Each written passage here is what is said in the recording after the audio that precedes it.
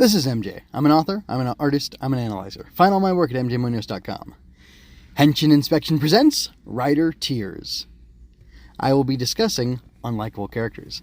This is Rider Tears Episode 1, The Wind is Gone. Fuuto PI Episode 1, Beware of T, The Man Who Loved a Witch, originally aired August 1st, 2022. The writer is Riku Sanjo, I guess, being that he wrote the manga this is an adaptation of, and the director, as far as I can tell, or as close as I can tell, is Yousuke Kabashima, but there's a lot of people in the credits, and you can find the link to that in one of the wikis below. I think it's the fandom wiki has a lot of people working on this thing. There's music directors and composers, and there's 2D animator directors, 3D animator directors, which I would assume is for like the motorcycle, whatever that's called. Can't remember the name. Hard Boiler, that's what it is. So anyway, yeah, that's basically the credits for this show. So you should go check out the deeper credits. But basically, I've got hits on the show, I've got misses on the show, I've got score, and then I have the reflection section where I'm going to talk about this question of unlikable characters and what you do with them and how you interact with them. So hear me out. This is going to be a quick analysis of Kamen Rider Double, I'm sorry, of Fuuto PI, the anime sequel to Kamen Rider Double, which is from a manga adaptation, or it's a manga sequel that turned into an anime. There we go. So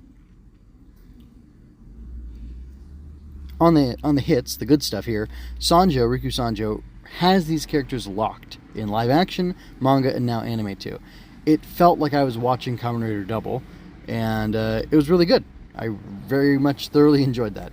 Shotaro hitting the streets and coming up with leads was a lot of fun to watch. That's something they did in the show a lot, and I like it here too. The character designs capture the cast, the actual human cast from the Tokusatsu show, so well, and it's really impressive. I mean, they did a good job of giving everybody a pretty distinct look in the show itself. It's kind of like, live action anime, but in a nice subdued way. I mean, nobody was super ridiculous that I can think of.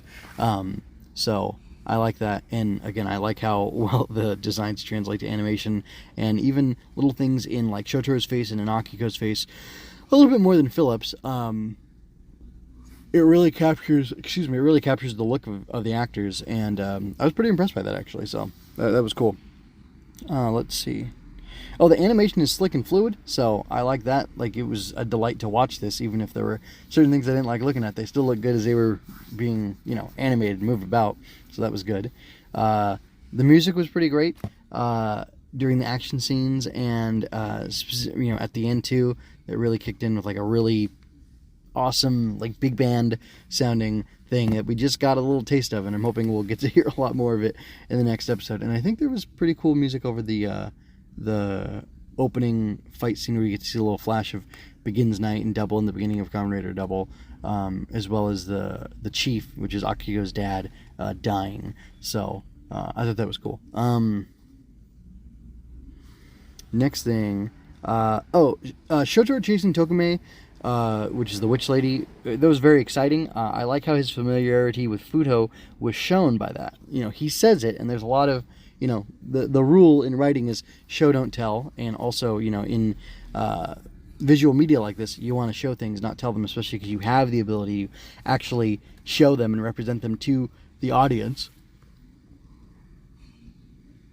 And I think it's important that you do that. And I think they did. He said at least one, I think he said 2 or 3 times, honestly, that he knows. Well, he said, "This city's my backyard," which is a stupid line that he says, but it's from the show. I've just never liked it. I don't know. It just grates on me. So he said that. He talked about how he knows the city so well that he has memorized, basically. He didn't specifically say he had it memorized, sorry. But he did say he knows the city so well. Like from the alleys to the, from the empty alleys to the, packed streets or whatever. He knows Fuuto. So we actually got to see that because this witch lady had been able to escape everybody by running and, walking on the air, basically flying away. And he was able to keep up with her because he knows the terrain so well that he was able to see, okay, she's going off this angle from here. Oh, I know I can ride my bike around this way and get to her. So that was really cool, and it looked really cool. It looked cool, him driving that bike around and chasing her, weaving through traffic and stuff. It was very exciting. I like that, and I usually don't like car chases, although I guess this isn't a car chasing a car. It's a dude on a motorcycle chasing a flying girl. So if they could put more of that in movies, I might enjoy that. So last positive thing I really wanted to say is that oh no, there's two more things. Sorry. I like Shotaro's love, or how Shotaro's love of Fuuto is flipped, because we had it, in a positive thing with him catching Tokume. I like how it's flipped to show us how weird and threatening this other world is, and I think it's cool that there's a little bit of a mystery being built up. Who opened them up to this other world? Was it Tokume herself? Was it that thing that flashed with her when she flashed her underwear and her Gaia memory, or what? It was a little confusing, a little hard to see, but there's also something. There's something about her that's slightly sympathetic, because it looked like she was being hurt or affected or maybe controlled or manipulated somehow. So there could be a positive aspect to this character, who I dislike, so far. But anyway, I don't know what's going on with that other world, but she definitely seems to be involved in, supposedly, if the flashback is correct, even though it was a flashback to a moment in time, not known to our characters. Well, apparently there was an eyewitness who told Jin, the detective guy, that the witch had been seen taking a ring off of a decapitated, a decapitated hand, and, that was an eyewitness. An eyewitness supposedly saw that, but I don't know how much I can trust, because you always got to watch out for unreliable narrators and noir-y mystery type stories, right? You got to pay attention to your genre, like Philip would say. Anyway, Philip calling Shotaro out on his BS is always a delight, so I also thoroughly enjoyed that. Those were all the hits. That was a lot of good positive things. And one negative thing, one huge negative thing, is Tokume's design is ridiculous. It's so freaking over the top. It honestly... it made me not want to watch it. It definitely made me not want to read the manga, because if you didn't know, this manga has been available for a few years if you know where to look for it. It's been available for you to read, and apparently this thing's been collected into bonus information for me. Apparently the manga is ongoing, or at least there's 12 tankobon, and there's more chapters past the 12 tankobon that look like they're waiting to be completed into a 13th story. So I don't know. It kind of looks like the first tankobon is dealing with Tokume's story. So if this is a success, we could get 12 seasons of anime, 12 episode seasons of anime. That could happen, or it could not, or they could do longer and have it, mid-season. What do they call it? Cours, where mid-season. One story ends and another one begins and has a beginning, middle, and end as well. I don't know what they're going to do, obviously, but according to my resources, this show's only going to run for 12 episodes. But anyway, it's high-quality animation, and if it's going to deliver a great story, the story of Double, the Kamen Rider Double, is pretty solid. There's things I hate about it, there's things I dislike, but the story overall is really good. So I can understand why they would just want to make more of this and keep working with these characters, because they're cool. Let's see. Oh yeah, my other small complaint is that there was not enough Philip in this episode, but I think we're going to be getting a lot more of him in the next episode, and it kind of makes sense if you could focus on Shotaro this time. Excuse me, and then Philip next time, or maybe just the two of them together, and that'll be enough. It's good to have the one point of view character to bring you into the world, and then you can expand from there. So I'm going to go ahead and give this episode a score of an 8 out of 10. So, and this is why. This is a continuation of Double, through and through. I still dislike Shotaro's goofy posturing. I still like Akiko taking him down a peg, and Philip being the better half of the pair. The action and music are cool, the otherworldly threat and mystery are intriguing, and I'm genuinely curious to learn what is going on in Fuuto, how Tokume factors into it, and see what new threat warrants Double becoming active again. So, that is pretty much all I had to say about the actual episode. I am going to, in my reflection, touch on touch on the characters from the show a little bit in talking about this, real strong story aspect of unlikable characters. But I'm about to get into that, so go ahead and listen. If you don't care about this part where I'm just generically talking about stories, then you can jump off now and come back for the next review. Also come back for me talking about Dawn Brothers, which is the Super Sentai that's currently airing, as well as other stuff that you can find all at mjmunoz.com. So, here we go. If you haven't figured it out yet, I do not like Shotaro Hidari. I almost actively dislike him, and yet I watched all of Kamen Rider Double, and I enjoyed 90% of it, and I enjoyed this first episode of Fuuto PI, even though he is mostly in focus this episode. How does that work? It's time to talk about unlikable characters. So, I believe... First of all, I believe that most people misread Shotaro. Especially people who like him and think he is cool.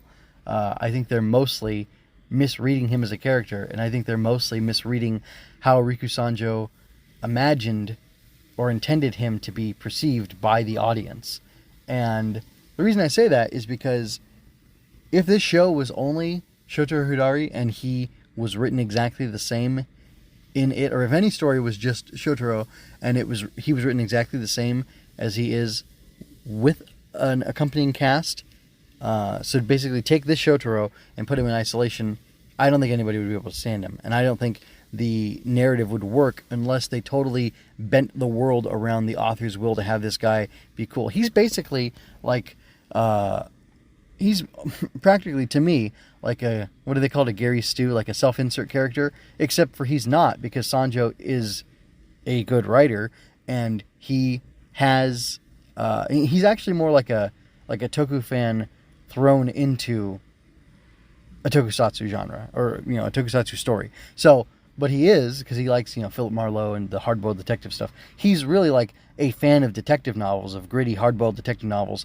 thrown into actually being a detective, but in the context of this, crazy Kamen Rider Tokusatsu Super Sentai, or not Super Sentai, but, Karate Bugman show. And then, of course, the anime is a little bit different. The anime and manga are a little bit different, but I think he still does the Henshin hero type stuff all throughout it. So, it's weird. It's weird that he's this, like, I don't know, he almost self-owns himself all the time.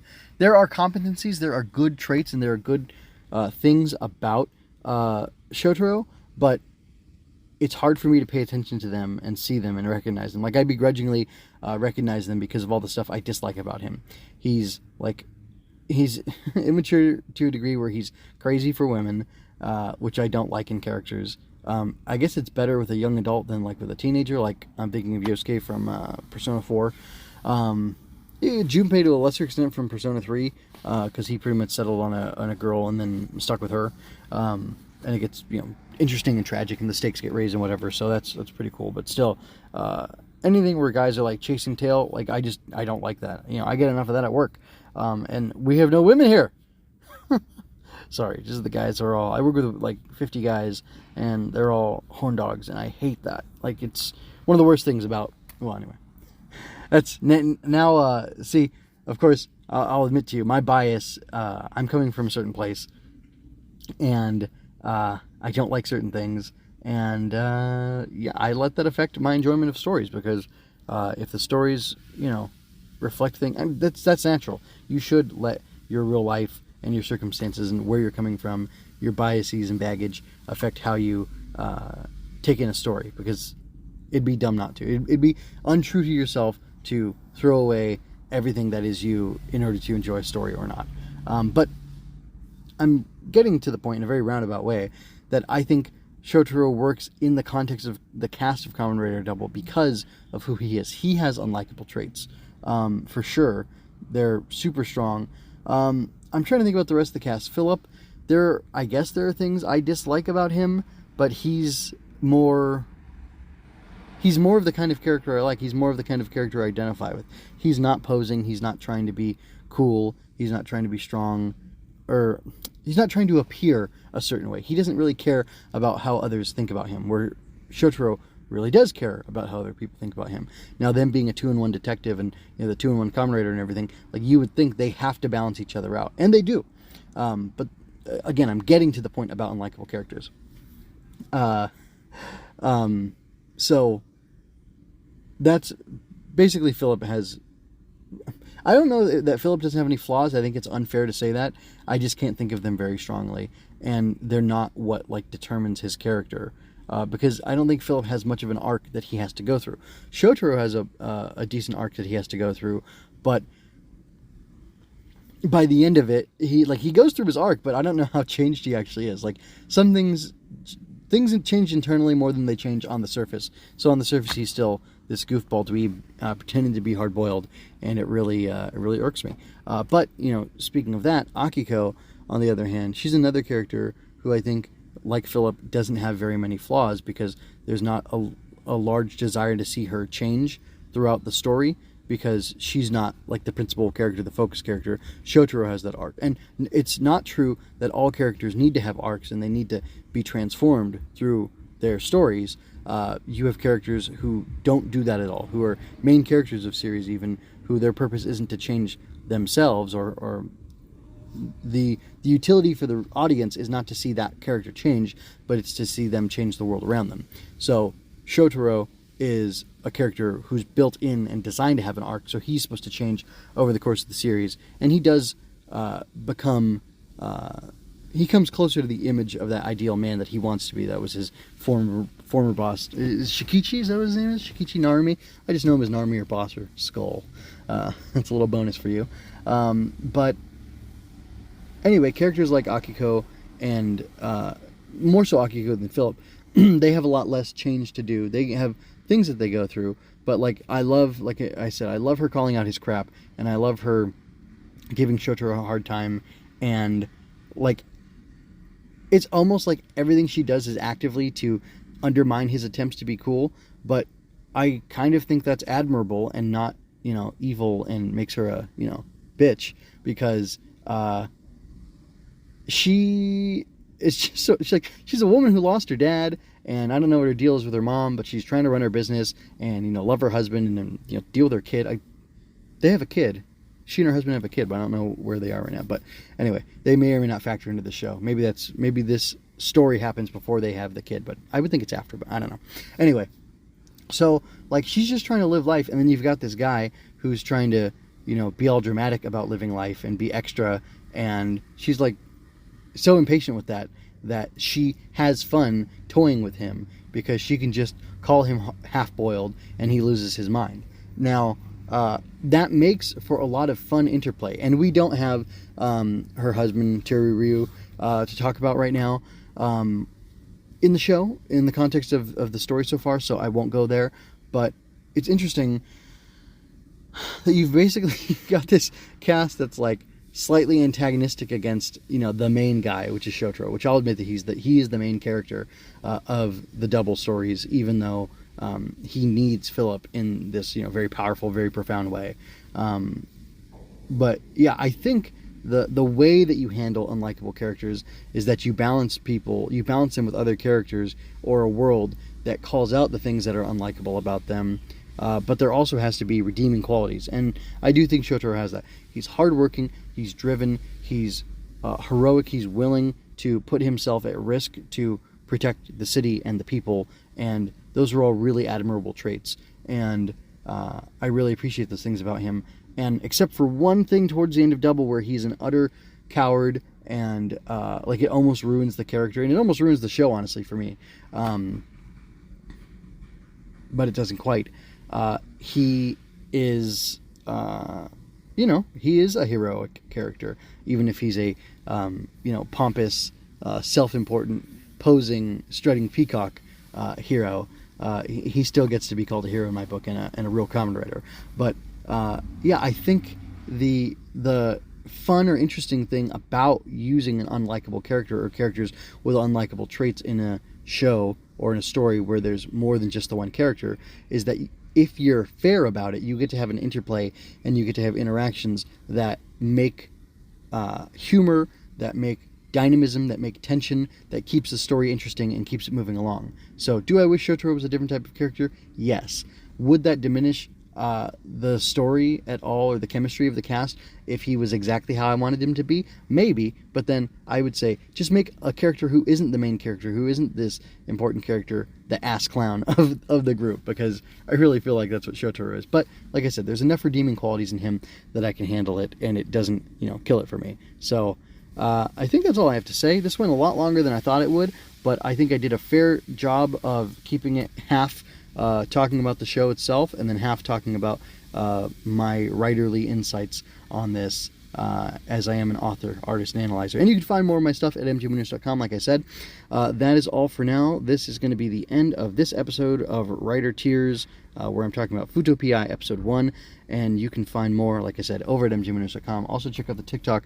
You can find me, check out my TikTok, my Odyssey, and my other stuff, where I am sharing these things and posting them, and you can find it all there. And it all leads back to, like I said, mgwinners.com, which is the source for everything. And yeah, until next time, folks, I'm gonna go ahead and get out of here, and look forward to the next one. I'd love to have your feedback and your comments about this show and about what I had to say about it, and I think we can have a conversation. I think that'd be great. So anyway, once again, this is MJ signing off. I leave you with peace and blessings. This has been a part of the Story Over Everything initiative.